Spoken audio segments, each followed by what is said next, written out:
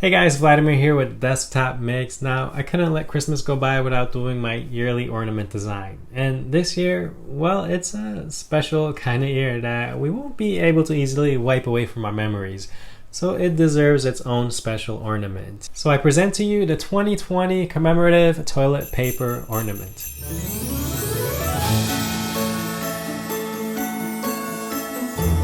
Decades from now, you'll be putting up your Christmas tree, surrounded by your grandkids. One of them will reach to grab this ornament and look up at you with bewildered eyes, and you can all sit around the fire as you tell the story of the great toilet paper shortage of 2020.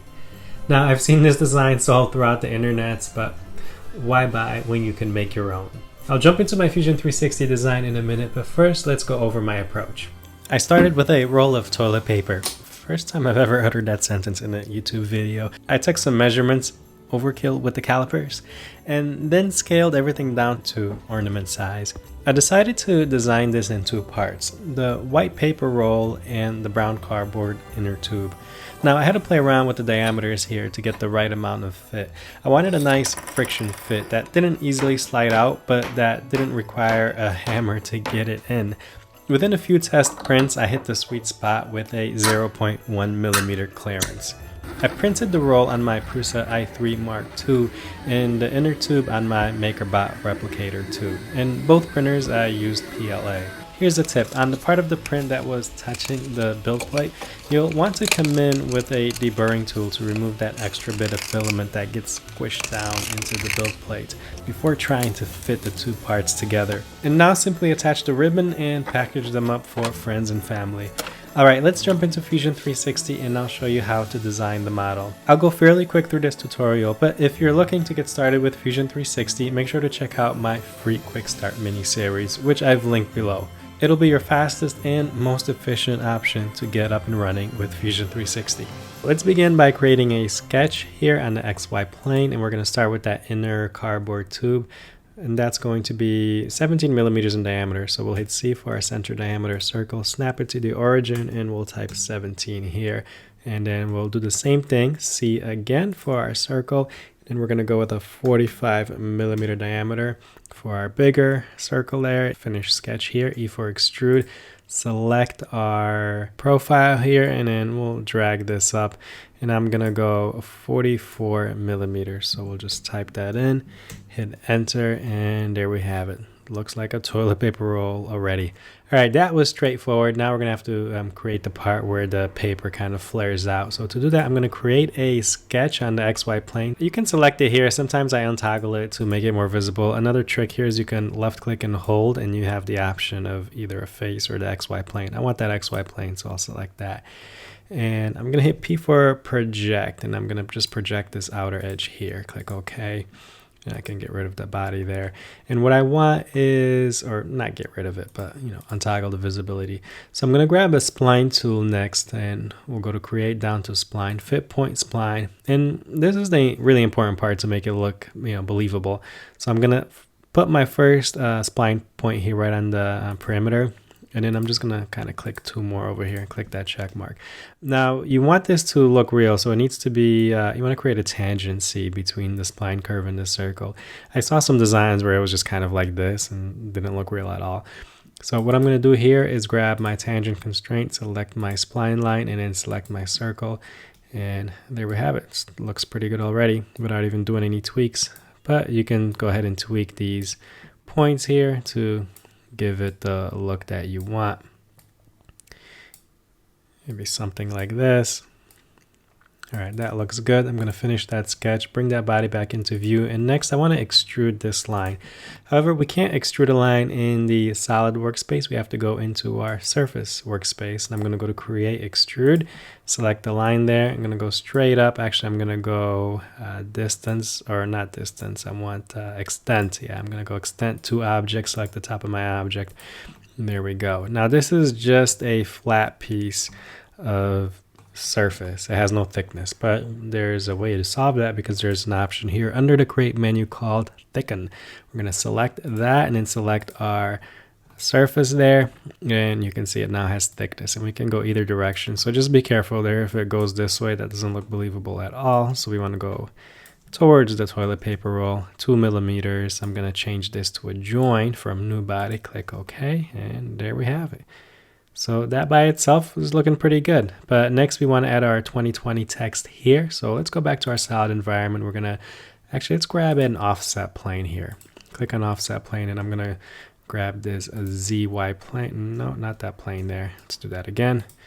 Repeat offset plane. Let's just untoggle bodies there to grab this one here, that blue-green plane. And then I'm just going to drag this out so that it's just right in front of my body here. Click OK. Create a sketch right on that plane I just created. And then we're going to grab our text tool here. So we'll go to Create menu down to Text. And then we'll create a text box. Go ahead and type 2020 on there and hit enter. Actually, you know what? I'm going to make that 12 millimeters in height instead of 10, just to make it a little bit bigger. And I want to center this here. So let's go ahead and use our vertical or horizontal / vertical constraint. I'm going to click on that midpoint there, that green dot. That's the midpoint of that text box. And actually I want to reference this top edge here, but you know what I need to do first? I need to project it in. So let me hit Escape P for project. Select bodies here, choose my body, click OK. And if I hide that body, you can see I have the outline there. So let's move it over here, and then I'm going to grab my vertical constraint there, find that dot, that's my midpoint, and then hold Shift, and I can find the center point of this top line here, and now that's centered. But I don't want it to rotate, so let's go ahead and apply a horizontal constraint to that line as well. All right, now you'll notice here, notice this text box, I can still move it. This that constraint is to the text box, not to the actual text in the text box. So what you want to do is just bring it in so it, you know, it matches the size of your text.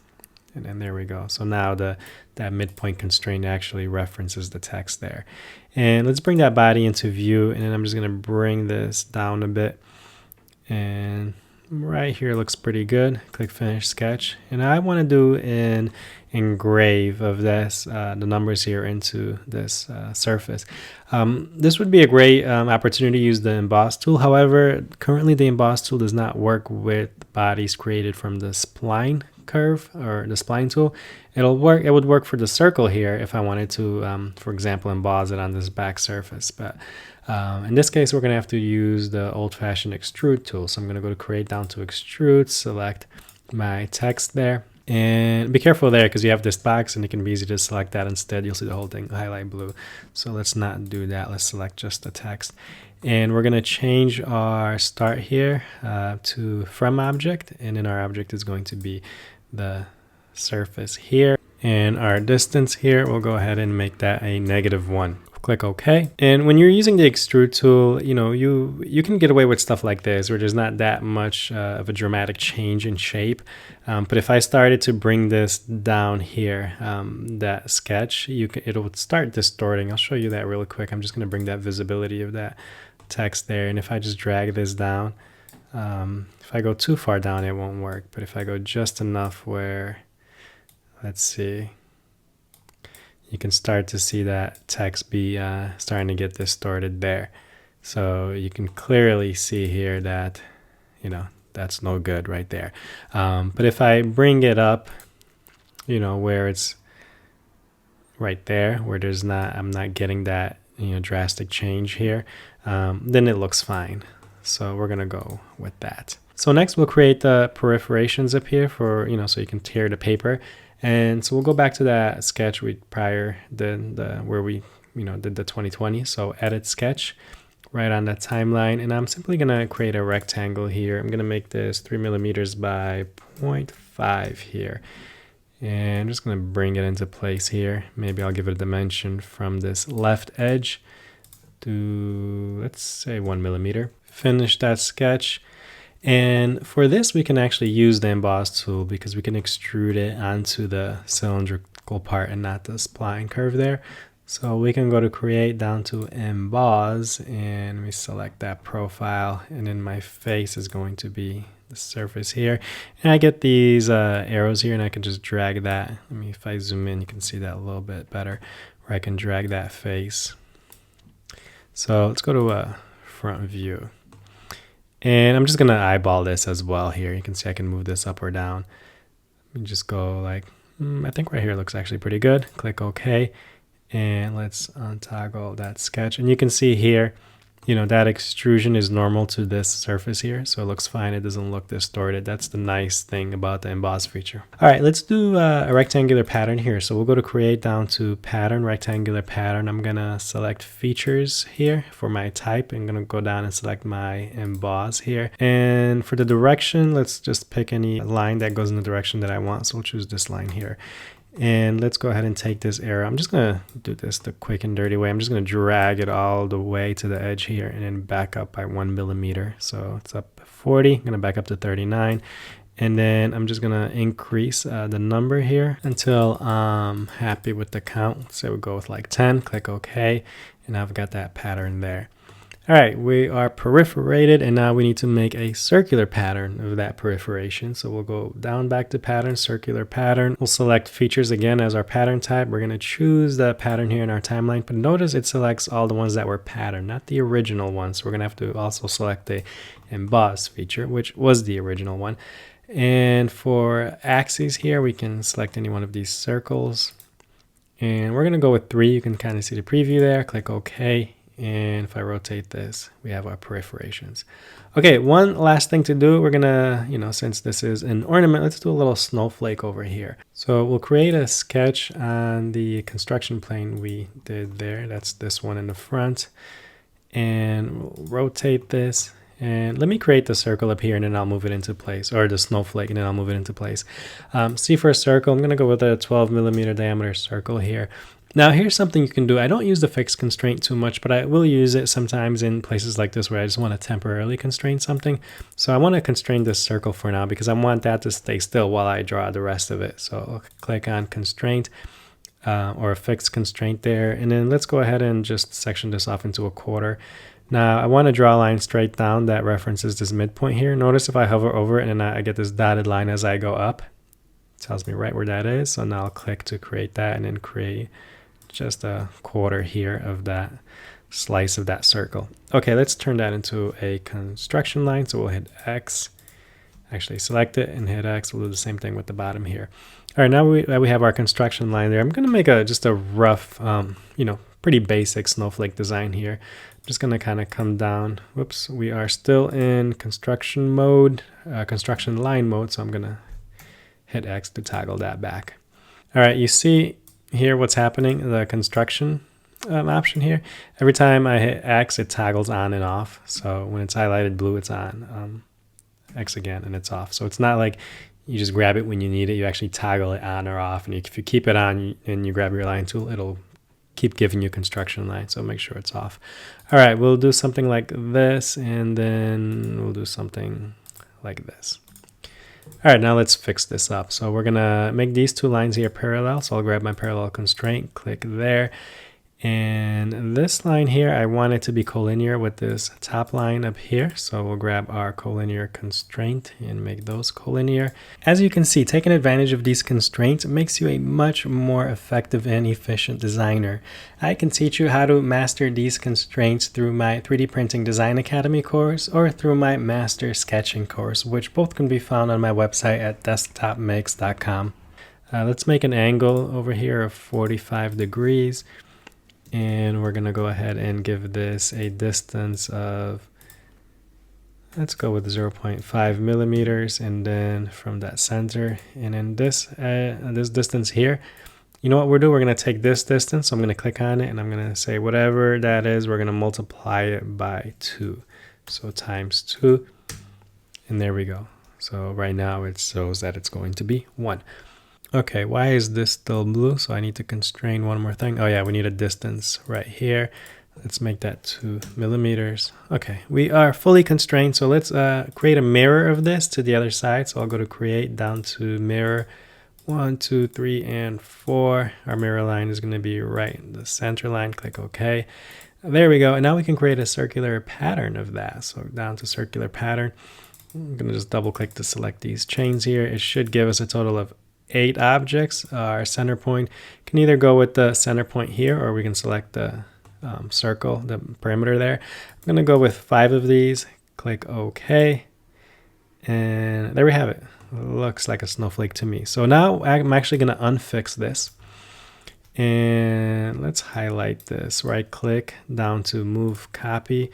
I'll get my move option here. I'm going to move it into place. All right, so I just want this to be like right here somewhere between my 2020 and my perforation there. So let's line it up to the center there. Use that horizontal / vertical constraint. Select my center point there, and let's select the center line here. We'll finish sketch, and then let's go to create down to emboss. Bring that sketch back into view first. All right, let's see. I'm going to select each of these surfaces here so that this kind of gets embossed in, and I'm left with these sort of arms there. All right, for our face, let me select this face here. Okay, so it's working. We'll just have to move this arrow here to move this into place. Click OK. Let's see how that looks. That looks perfect. Okay, there we have it. And that's our snowflake toilet paper. I went ahead and printed a few of these, but then I thought, you know what, having that inner cardboard there printed that, you know, with the different color would really just add just that little extra to this. So let's go ahead and make that. The important thing there, I mean, it's a simple design. It's all it is a cylinder that we're gonna have to extrude, but you do want to make sure that you get that clearance there just right if you want that to fit inside here. And normally for cylindrical objects, I usually go with a 0.2 millimeter difference there. So let me just make this really quick. C for circle here. Actually, first, let's see, what was that diameter there? 8.5 millimeter radius, so that's a 17 millimeter diameter. So instead of going 17 here, I'm gonna go 16.8. And then let's go ahead and grab the offset tool here, and let's do an inward offset here. So I'll do a -2 offset here, finish that sketch. E for extrude, let's select that outer ring there, and we'll extrude that by referencing the top surface here. So we'll change our extent here to to object, reference the circle there, or reference the top there, click OK. Okay, and one final thing I did is I put 2 little slits here on the side here. That way, when you hang this, you can go ahead and slide the string through it. And that way, you know, you can position this the way you want it. So when you hang it in the tree, it's not facing downwards. It can actually be positioned, you know, just straight ahead. So you can actually see the 2020 and the snowflakes. Just kind of those little things you have to kind of think about, you know, because otherwise it just, you know, it renders the whole thing useless. All right, let's just do that really quick. I'm going to create a sketch on this surface right here. And I simply grabbed a center rectangle. I'm going to go ahead and make this 2 by 2. Click OK or hit enter. And what I want this to do is be aligned right here. So here's how I'll do this. P for project, and I can project just pretty much any one of these circles here. But once I project it, I get this center point there. So what I want to do is vertically align my center of my rectangle to that center point. So I'll choose my vertical constraint there, select the 2 points, and now it's aligned. Now I want this to be snapped right to the center here of this circle. So what I'm going to do is use my coincident constraint, select that center of that rectangle, select that circle here, and there we have it, finish sketch. E for extrude, I'm going to take this, go in -5 millimeters, and then I want to make the same thing on the other side. So to do that, I'll go ahead and do a mid plane here, and I'll just select these 2 sides here, the 2 surfaces, and it's going to throw a plane right in the middle. And now I can go to create down to mirror features, and I'm going to select the extrude here on the timeline. In my mirror plane, I'll select the plane I just made, click OK, and there we have our little cutout on both sides. And that is it. Let's untoggle that construction plane. Why don't I move it into place there? So we'll go to modify, grab our align tool, and if I just hover and select any of these the outer perimeters there, it'll reference that midpoint. Do the same thing here, and we are in place. Click OK. And if I zoom in a bit, you can see I got that Let me go to a straight view there. See, I have that little gap, my little clearance gap there that I need so that this will actually fit.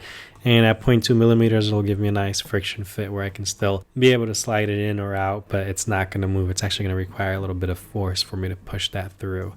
That's something, it's not the same in every printer. You want to play around with that number, usually between 0.2 and 0.4, even maybe down to 0.1 in some cases. But I'll say between 0.1 and 0.4 is where you're going to find that sweet spot.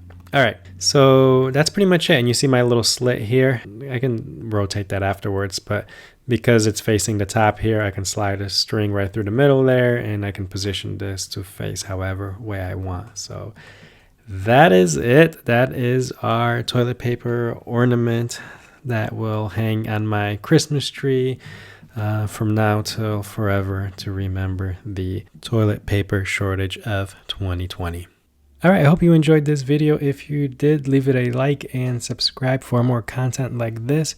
If you learned something new, leave a comment below letting me know what you learned, or if you have a question, leave that down below as well. I wish you all a Merry Christmas, and I'll be back soon with a new video.